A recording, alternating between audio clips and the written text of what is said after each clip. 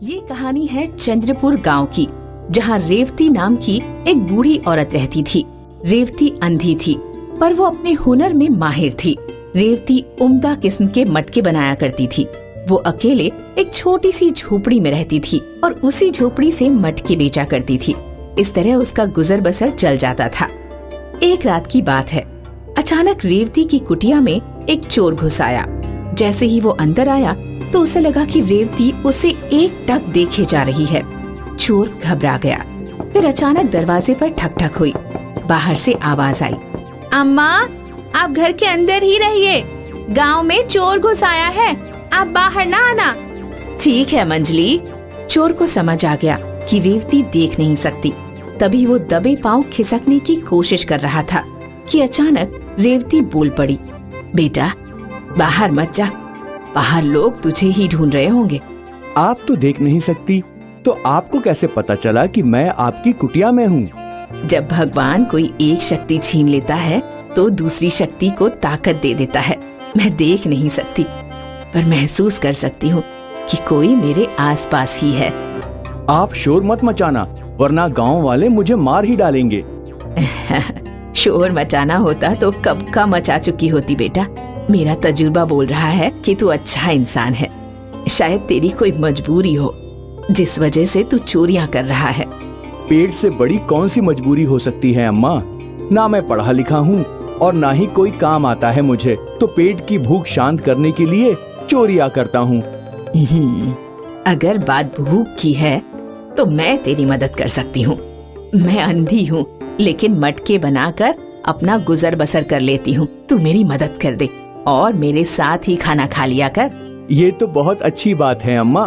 अंधी माँ ने मंटू को खाना खिलाया और उस रात वो कुटिया में ही सो गया। अगले दिन से मंटू रेवती को मटके बनाने में मदद करने लगा। वाह अम्मा, आप तो गजब के मटके बनाती हो। हाँ, खानदानी काम है हमारा।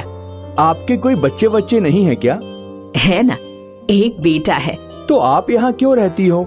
अपने बेटे के पास क्यों नहीं रहती? सबके नसीब में अपने अपने दुख होते ही हैं।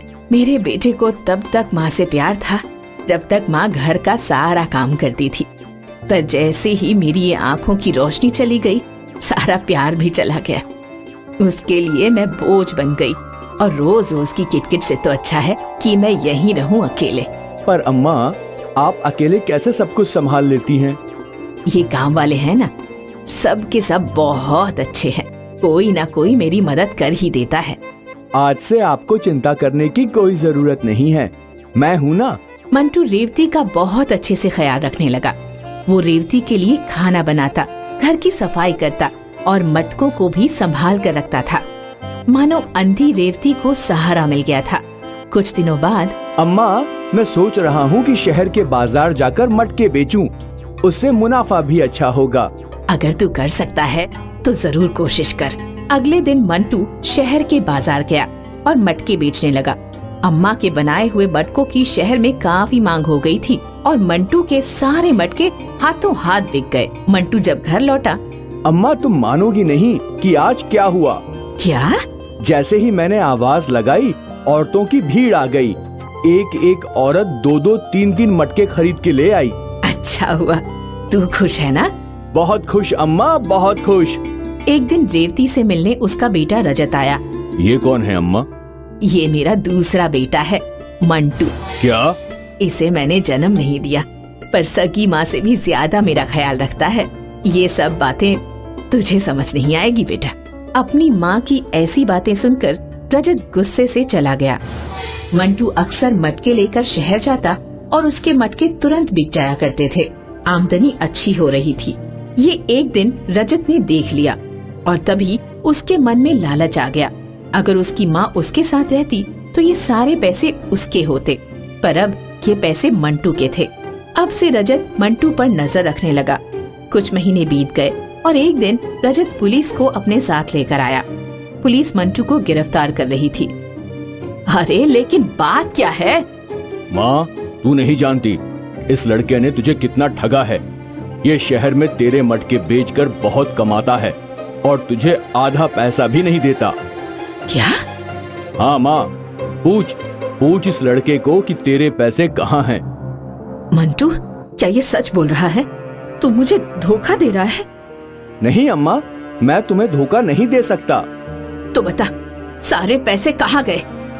और बस तभी दरवाजे पर ठक ठक हुई और कुछ हॉस्पिटल के कर्मचारी वहाँ आए। रेवती शास्त्री, मैं हूँ, बोलिए। मैं आपको बताने आया हूँ कि आपकी आंखों का कल ऑपरेशन है। आपके बेटे ने आपके ऑपरेशन के पैसे भरे थे, तो कल डॉक्टर ने ऑपरेशन फिक्स किया है। रजत, तूने पैसे भरे? नहीं नहीं, आपका दूसरा बेटा मंटू। ये सुनकर रेवती की आंखों से आंसू निकल आए। वो सारे पैसे मैंने अस्पताल में जमा कर दिए, तुम्हारी आंखों के ऑपरेशन के लिए अम्मा। मंटू, मुझे माफ कर दे बेटा। मैं इस नीच की बातों में कैसे आ गई? हे भगवान, माफ कर दे मुझे मंटू। जाने दे अम्मा, जो हुआ सो हुआ। कल तेरा ऑपरेशन है, तू एक बार फिर दुनिया देख पाएगी। रजत, निकल जा इस घर से। और इंस्पेक्टर साहब, मुझे कोई कंप्लेंट नहीं करनी। रेवती ने मंटू को गले लगा लिया।